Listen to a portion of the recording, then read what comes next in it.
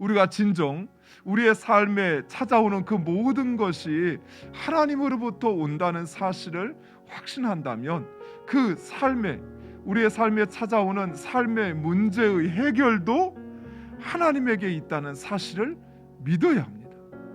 믿음은 우리의 삶의 문제의 해결이 하나님께, 오직 하나님께 있음을 믿는 것입니다. 병을 치료하는 것도 중요하지만 정결하게 하는 제2규례도 그에 못지않게 중요합니다. 왜냐하면 하나님과의 관계가, 이 제의라고 하는 것은 하나님과의 관계가 회복되었음을 공식적으로 선포함으로써 이제 그 거룩한 백성의 일원으로 다시 인정해 주는 것입니다. 또한 사람과의 관계의 회복도 필요하기 때문입니다.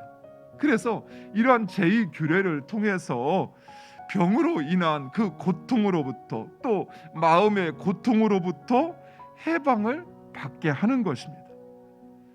이처럼 하나님의 말씀은 우리가 맹목적으로 따라야 할 그 어떤 의무나 법이 아니에요.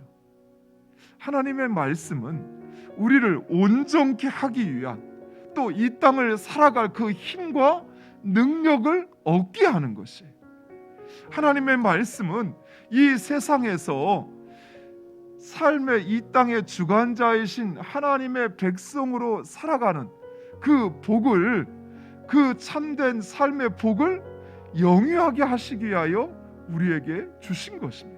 하나님의 제사장 나라, 모든 세상을 향한 제사장 나라로서 하나님이 주신 그 복을 받아 누리고, 그리고 세상 백성들을 하나님께로 인도하기 위한, 즉 이스라엘 백성들과 하나님의 함께 하심으로 그들이 잘되고 형통하는 것을 통해서 그 주변의 모든 민족들이 이스라엘 백성들을 보고 그 하나님을 찾아오게 하시기 위한 하나님의 배려였던 것입니다.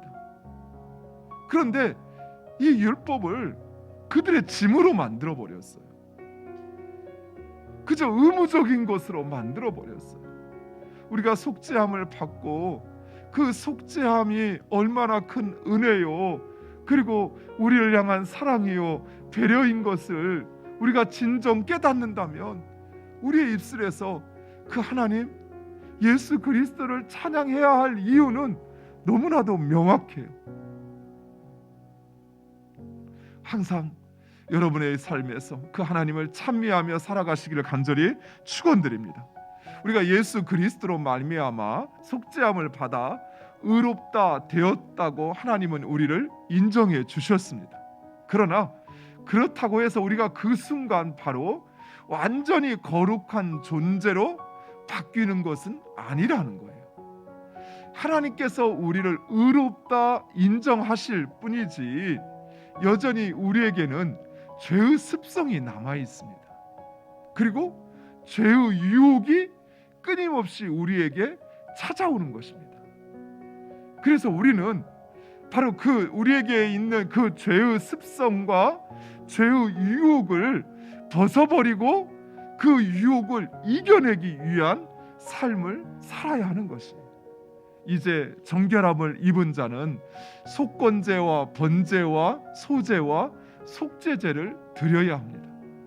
속죄제와 번제와 소제는 이해가 돼요.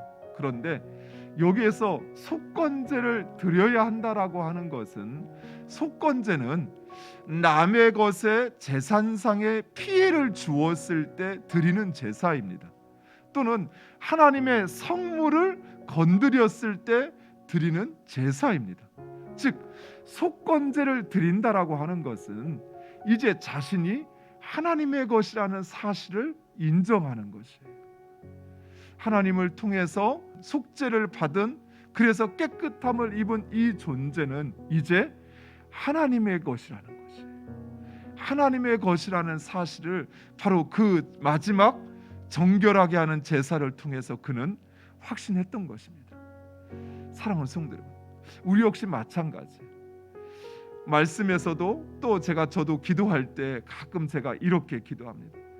하나님께서 예수 그리스도의 피값으로 사신 하나님의 것이오니 마지막 정결하게 드리는 자가 드리는 제사의 의미가 바로 여기에 있어요. 이제 우리는 내 것이 아니라 하나님의 것이라는 것입니다. 그래서 이제는 하나님의 것, 하나님에게 속한 그것을 우리가 함부로 해서는 안 되는 것이에요. 나는 내 것이 아니라 하나님께 바쳐진 하나님의 것입니다. 그래서 오직 그 하나님의 뜻 가운데 하나님의 기쁨을 위하여 살아가고 행하여야 하는 존재인 것입니다.